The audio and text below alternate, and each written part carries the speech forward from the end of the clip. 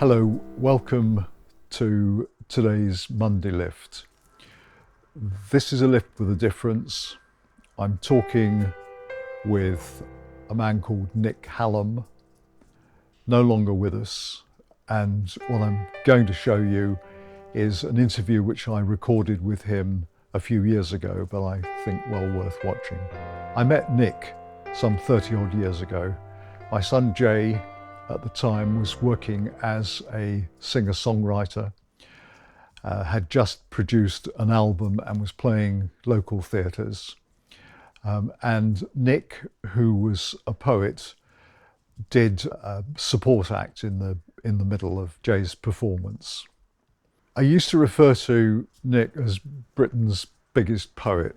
It's mostly because he stood some 6'8" and 30 plus stone, an extraordinary man who I love dearly, no longer with us. But I hope you enjoy the interview which I did with him 7 or 8 years ago.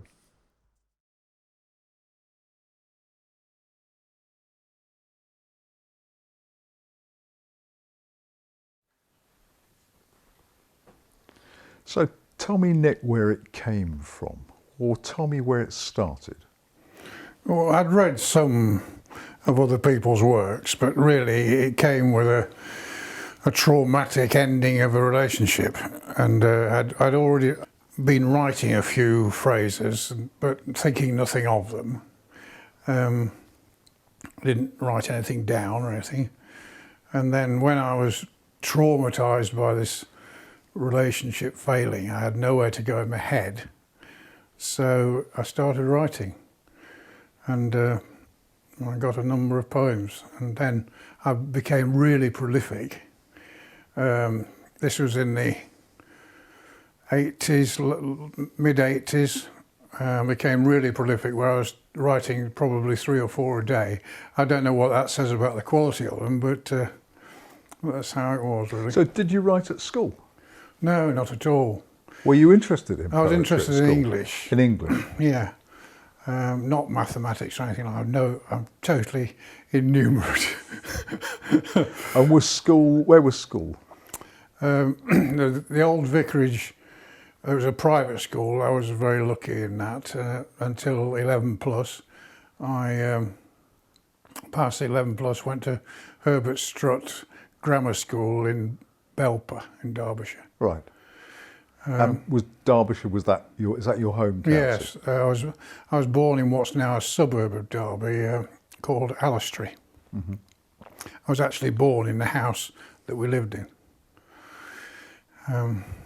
I wasn't greatly academic at school. I'm afraid I was a dreamer, and I still am. Right. So I sort of went from job to job after school.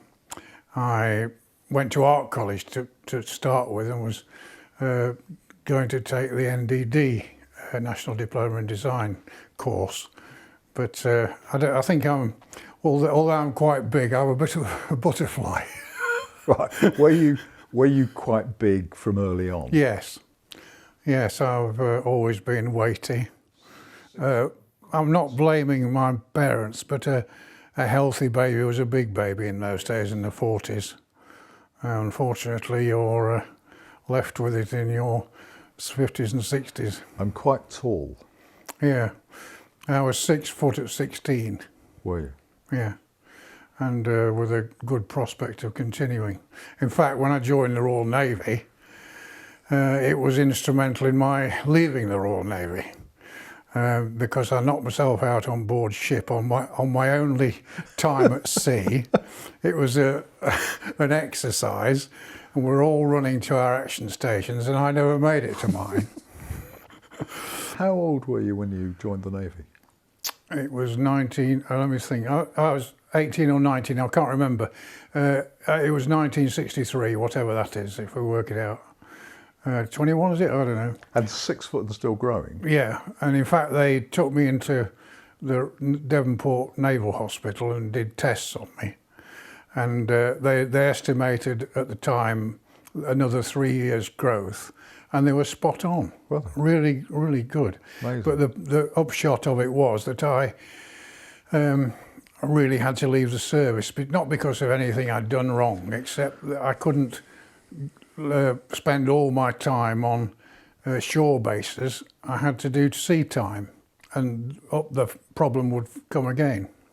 So they gave me a choice of leaving the service altogether, all of them, or joining another. So I joined the RAF.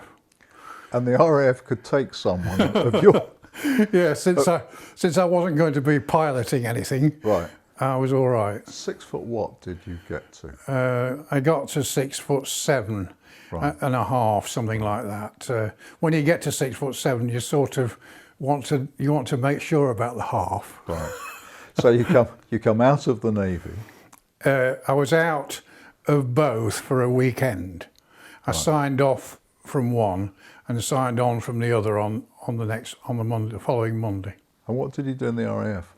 Both what I did in the Navy and what I did in the RAF were the same. I was in the stores. In the Navy, I was what's called a victualler, Right. which is really at the time dealing with food and clothing and that sort of thing, and the rum, of course, as it was in those days. You don't get that now. Right. We used to issue it, and the cigarettes, blue liners as they used to call them, probably still do. Made specially by Sobrani for the Navy. They had a blue line running down them. Right. A gold class cigarette. Sorry? A class cigarette, if Yeah, it was yeah. Sobrani. Yeah, Do you remember Sobrani Black Russian? that's right. Oh, wonderful. And then I did the same sort of job in the RAF, except it didn't involve food or anything like that. It was stores generally.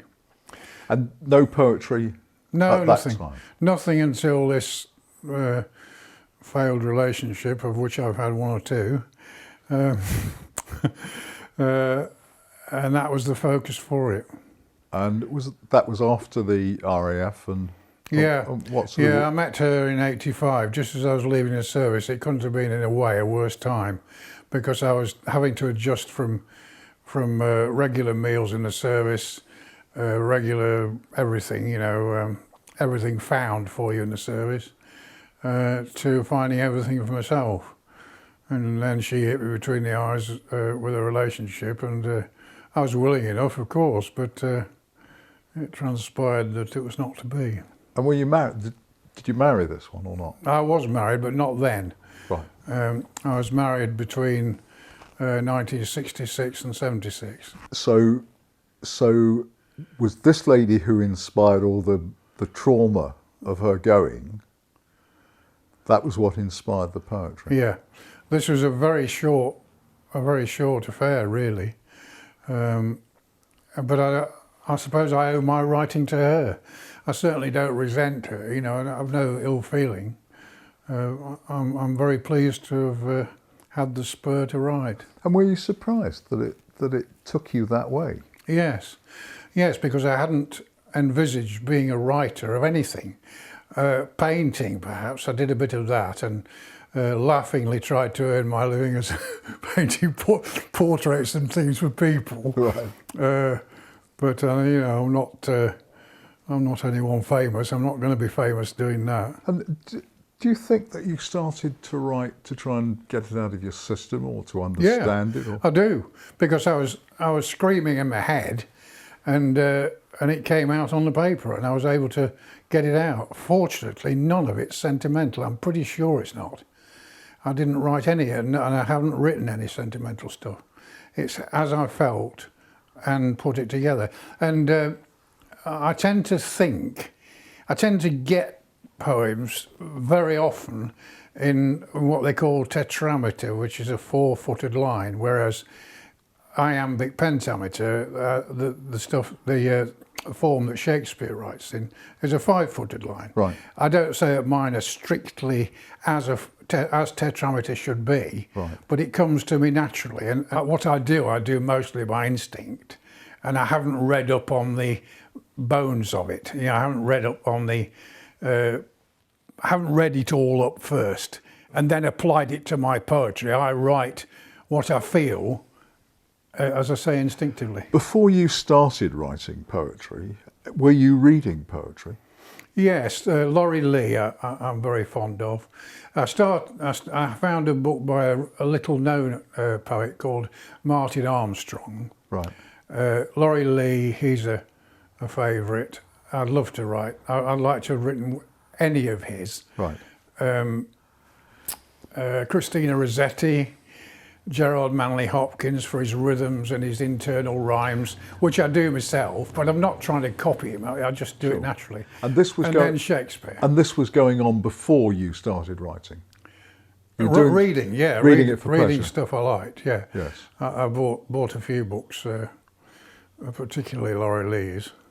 And when you started writing, did it sound immediately like your stuff, or did it sound a bit like someone else that you'd read? Yeah, curiously, when I joined the Sleaford Writers Group. Did you? I lived in Sleaford for a while, and when I used to read them out, people said, "Oh, that's very much like," or phraseology is perhaps like a certain poem, Houseman or someone like that. Again, another wonderful poem. Right. Poet, A. Houseman. I love it. Right. I could probably think of others, but not at the moment. And were you aware of that? Of what? Aware of them sounding at that time? No. Well, maybe with Hopkins, because of his rhyming within lines and at the ends of lines, and so I do that. Yes. But I'm not trying to emulate him. I'm not trying to be like him. Hopkins, but it's just the music of it. It's the music of it that I try to work into it. Did you study Hopkins at school? No. Because I was bullied at school. I was horrendously bullied at school. Certainly not at primary school, at grammar school. Right. And so therefore I was always on edge. Really? Well, because I was stressed, by it, and my learning went out of the window with it. In fact, my English teacher, when I passed my GCE English language, she said I congratulate him on a pass I hadn't expected. Really? Yeah. So there you are. And how did you cope with the bullying? I didn't very well. I should have whacked them one. It would have been much better had I done that. But it's not my style. It's not my nature to do that. Right. It is the thing you should do, I think, early on. Smack them in the teeth, and they soon don't want to do it anymore. Right. But I'm not a violent man, so I sort of avoided doing that and brought all sorts of stress upon myself by not doing it. I'm intrigued at how you found Hopkins, not having done him at school, because he's not the easiest poet. He's not the most well-known of English poets, and if you pick him up, he's not the easiest of poets to start reading. No, well, I didn't do that. I bought a number of tapes, spoken word tapes, and I would hear them. But Richard Burton reciting him, a wonderful voice of his. Right. He could really get them, really put them over. Right. And you couldn't be but intrigued and enjoy them. Did you have Burton reading Under Milk Wood? Yeah. There's no other production for me. Right. Lots of people have done it since. It's the only one. So you came to poetry, not at school, No. but after school, and not from reading, but from listening. Yeah. And then starting to write because of the trauma. Yeah. Because I had nowhere to go mad. And when you were writing in a way so that you could listen to the sound of what you were doing? I've always written them to be read, really, and they do say that's what you should aim at. To be read aloud? Yeah, but I've not done it consciously. It's just how it happens. Right.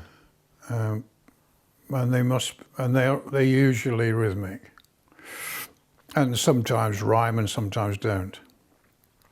and sometimes they're to a form, but not strictly. I don't think I could be picked up very well, very easily by an expert on the shape of iambic pentameter, how it should be. But I write in it, but I don't write strictly in it, I suppose. Yes. But at the beginning, you weren't writing for anybody else. No, I was writing to exorcise all this emotion. Yes. And how long did it take, do you think, until that went? 7 years, can you believe that? Wow. Can you believe that? I can't believe it. I wrote a poem that brought in 7 years. Really? Yeah, it's waving. This poem involves a rose of Jericho, which is a resurrection plant, which, a little like tumbleweed, rolls across the desert until it rains, and then as soon as it rains, it sets and flowers, and then when it gets dry again, it rolls on. Waving. I saw you, and we waved. A 7-second thing that's taken 7 years to come to know. Those who saw it saw two friends. Never dreamt in desert winds a shriveled rose of Jericho once drank to life, to love, a flame. A flower that wilting watched you go. That 7 years has waited rain. That in one wave can see, now feel the winding sheet, the sands that blow. 7 years after this trauma that started you writing, you're still recovering from the trauma. Yeah, I was really smitten.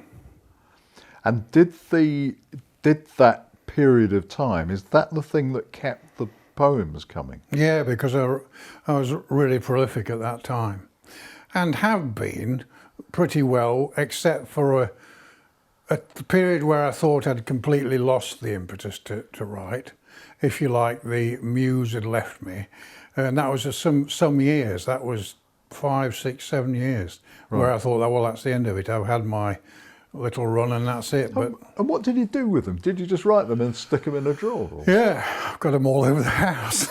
I've still got them all over the house. Right. I've got bits of ones all over the house as well, which I sometimes pick up and write the end of, bring it round to a complete thing, whereas it's been 2/3 done, and at the time I've not been able to go any further with it. And did you write one that finally exorcised that trauma? No, it just gradually left. No, nothing as cut and dried as that. And tell me so okay, then you have a period when you don't write for a bit. I don't know why that was. I think I got bored with it, if you like. Right. I'm not saying anything of mine is wonderful, but it came with ease, and I was suspicious of that ease. Right. I was suspicious because it must be more difficult to do than that. This sounds dreadfully big-headed. I don't think I'm writing deathless stuff, but what I wrote came reasonably easy to me. I mean, it's not a race, but I have written them in 5 minutes. I've written one in 5 minutes. In fact, today I wrote a short one in about 10, 15 minutes. But I'm not trying to do that. It's just how it happens. Yes. And do you polish them? Yeah. Sometimes, rarely, they come in the form they're going to be, but often you have to tweak a line or two, or a good few lines. I've got one like that at the moment about a kestrel, which I'm juggling with, but it isn't there yet. I'll probably have to leave it for a week or two and come back to it. Stick it somewhere in the house. Yes. And do you ever wake up with one? Yeah, I've even written things on the wall. I have a pencil, yeah, at night, without even turning the light on. Seriously, I've got a pale cream wall, papered wall, Right. And I've got a pencil by the bed, and if I get an idea, I don't put the light on because then you're awake all night. I just write it out, and I know I'm not going to jumble it because there's plenty of wall to go at. Right. And I have to rub it off in the morning after I've written it down. Extraordinary. I've even written one up my arm because I usually carry something to write on and a pen. Right. But when I wrote one called Wansford, in Wansford, Right. looking at the cows in the river, I didn't have any paper, but I did have a pen. I've always got a pen. So I started writing it on my hand and ran out of hand. So then I went up my arm and wrote it up and down to the elbow. Wansford. Cows watering, at once disturbed, picked up their limbs towards some height, as if Victorian ladies bathed, perceived some impropriety, and, fearful of unseemliness, decided upon withdrawal then. That swallows sweeled about their skirts, mud mortaring, packed black their beaks, eager of summer's latest brood, sweft lily pads, pink profligates, swift swafting, importuning then, wide wantons, wooers of the sun. And that was Wansford up your arm. Yeah. And if you don't write them things down, you can't think, I'll do this when I get home. You just can't do that. Because if there's anything novel about it, anything that's an unthought of simile or metaphor, Right. not a cliche. If you're cliche, you'll remember that forever. Right. But if it's something that's novel, you've got to write it down then, because having got home, it's gone. I've had that before. So I write it down wherever I am, whatever it is. And are you given a line?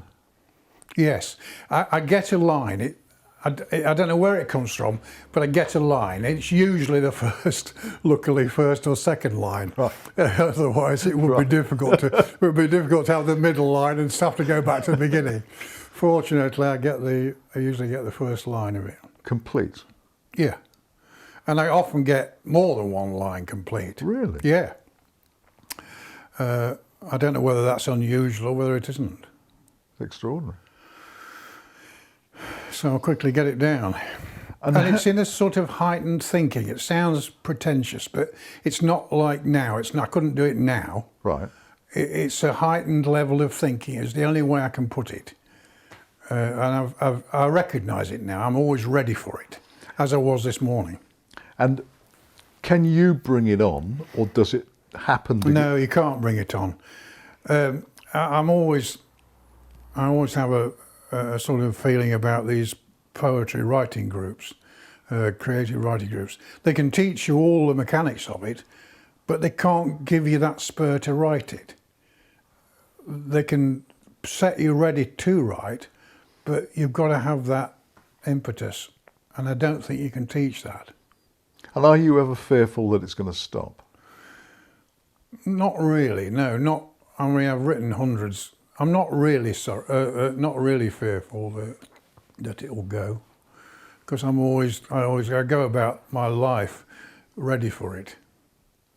And can you do something that is going to bring it on? I mean, for instance, if you stop somewhere in a cafe, yeah, to have I do people watch. I do people watch a lot, and sometimes it's lucky being 6'7" because you could get yourself into trouble, right. You know. But I've never been in trouble with anybody. But I do look perhaps a little too much at people, right. Because it's so fascinating. And I'm not necessarily writing about them, but there are things, you know, that feed the creativity, I suppose. And the line just comes, or you're sitting there, there's one about a bird where you're looking up. Yeah. And what happens? Do you see the bird and think, oh, it would be nice to write? No, you can't do that. Okay. I can't do it anyway. Okay. I mean, I wasn't aware the bird was there until I laid back anyway. There it was, and there I was immediately in the groove to write it, and I got a line or two immediately, and so I sat there and wrote the rest of it. Looking glass. Lying back from concentrated work and looking perpendicularly up through skylight, see, lying back in concentrated work and looking perpendicularly down, apparently through skylight straight at me, Milvus, Milvus, where a cirrus cloud in silver sky, red kite and silver since my inward eye. Now I like that. I like it because it's succinct, it's all there. I don't like to witter on with stuff. I do like some of the longer poems, certainly, but I don't write them. I like to say it as concisely as I can. And that's just the sort I would like to write every day, but that doesn't happen. And you like reciting them? Yeah. Yeah. Yeah, well, with having done a bit of amateur dramatics, I've got used to reciting to the public. It doesn't worry me anymore. When I first recited one, it's the first poem I ever recited. I took a breath, Yeah.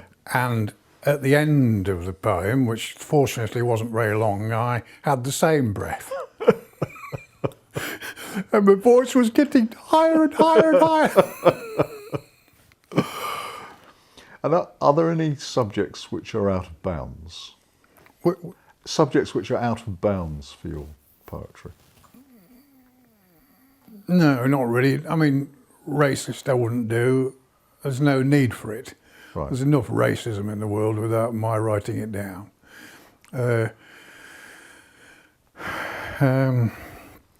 Overtly sexual ones. I'm not trying to shock anybody. I mean, I've had the odd one like that, but it's not something I'm trying to do. I'm writing about things that I enjoy, things that fascinate me, things that I enjoy, things that I love, really. Nature, wonderful, you know. I know nature is a hackneyed subject for poems, but I still love it. You can't beat the flight, for instance, of a red kite. It's effortless. Yes. It sits there and it might just do a bit of this, but it's effortless, it's wondrous. And luckily, a mile from me is a place where they regularly fly. Red kite. To sudden flame, to afterburn, bush, brash and briar, to pulling G, heels, peels belief in orange fire from eyes unbidden, unblinkingly, fells frond through falling leaf the by, beyond and on again beyond. A fork-tailed single-seat fast jet heads thunder under radar, yet to hedge-hopping far valley floor, flings spinny, flicks out, follows perhaps at fancy spur some luckless ammunition train. Carrion, calls target acquired, sets gatling gaze and out from sun to strafing imagination. And is it in a way, are you understanding the world in which you live through exploring the poems? Are you exploring the world in which you live with your poetry? Are you trying to understand it? Now, I get doing a lot of research. I have some research done for me and do a lot myself, and I learn things that I wouldn't have learned had I not been writing, so maybe that answers it. Some esoteric stuff. I mean, recently I had use of the expression boxing the compass, Right. which is they used to get naval ratings, midshipmen, years ago, to recite all the 32 points of the compass, not just north, south, east and west, but the north, northeast, the south, southeast and Right. whatever, all those 32 of them. And they had to do this. They had to be able to recite it to the first lieutenant or the captain as part of their training. And and I'm still in touch with my ex-wife, and we have a very good relationship. She makes me laugh endlessly, and she looks stuff up for me on the net. Right. And is that subject of a new poem? What's that? The bit about the compass. Yes, I have used it in a poem recently, and I've got another one in which I may use it. But I never talk about a poem I'm about to write, because I find I don't write it then. I'm in good company, but I don't associate myself on a level with this chap. But Beethoven said that if he ever communicated a melody he was working on, he didn't then pursue it. So I'm in good company. Do you have a favourite? What? A favourite of the ones that you've written? Or have there been so many? Yeah, a couple really. A couple, again, nature ones. I just, they came with ease to me, and at one time I would have been suspicious of those, but yeah, one was up at Kirkham Priory in Yorkshire. The Derwent runs through, and the swallows were flying there. And I wrote, the title was that, Derwent at Kirkham Priory. Sky deep, river high, swallows fly.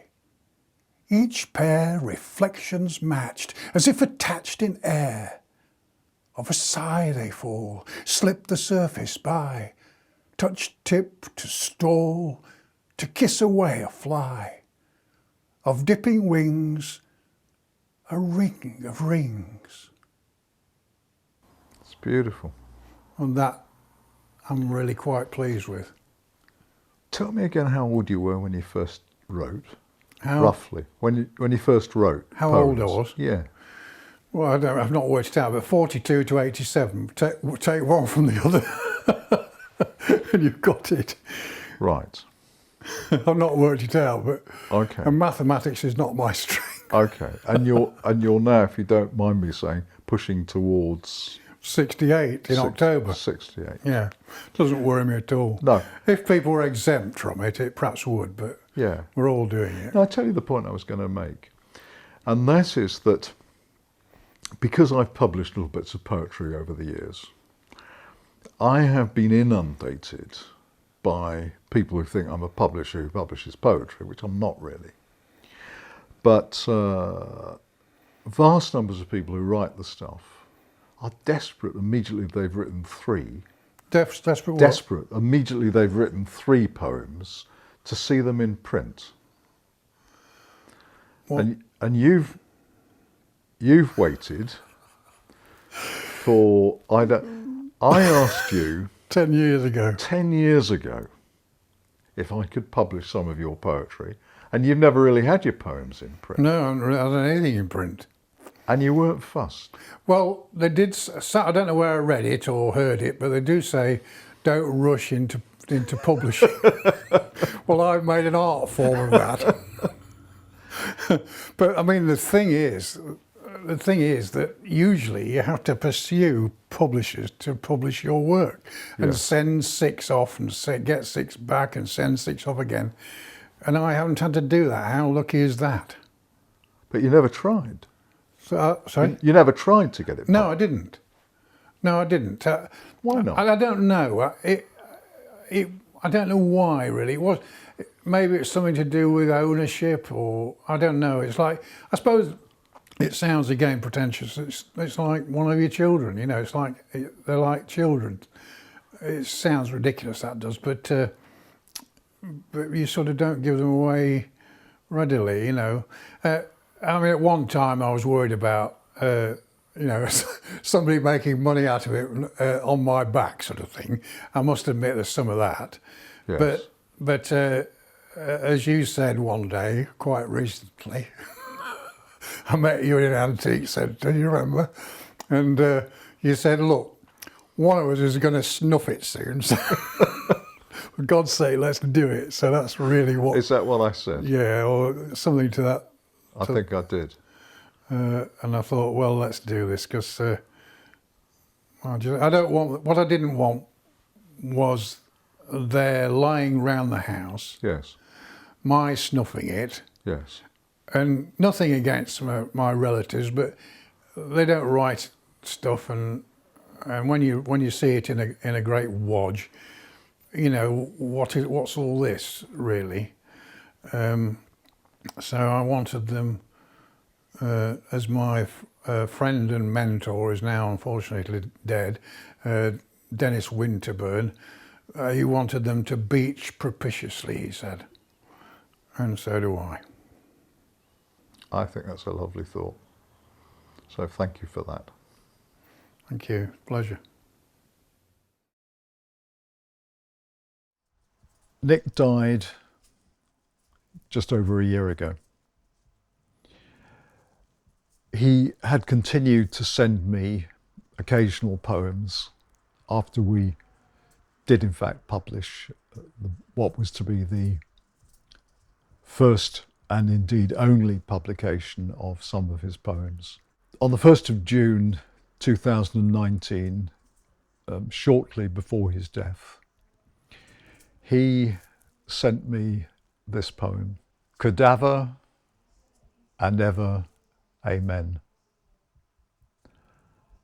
I am at siege to death. About me life's accoutrements of breath, of being. Am warm, yet lesser than in youth I had, of half-remembered incidents, of lying on a windy hillside, watching the skylarks, springing, fly. Smile now, these battlements of fleet extants. Another fly, a scout, a blue bottle, scenting, slowing blood, she says, hell, so much meat. Well, we did publish Nic Hallam's only book of poetry, and we called it Hallams Comment, and there were 100 copies of this little book of poems. They are signed and numbered, and each one of them, as well as containing the little film that you've just seen, also have a handwritten poem by Nick. We still have some of those available if anyone would like them.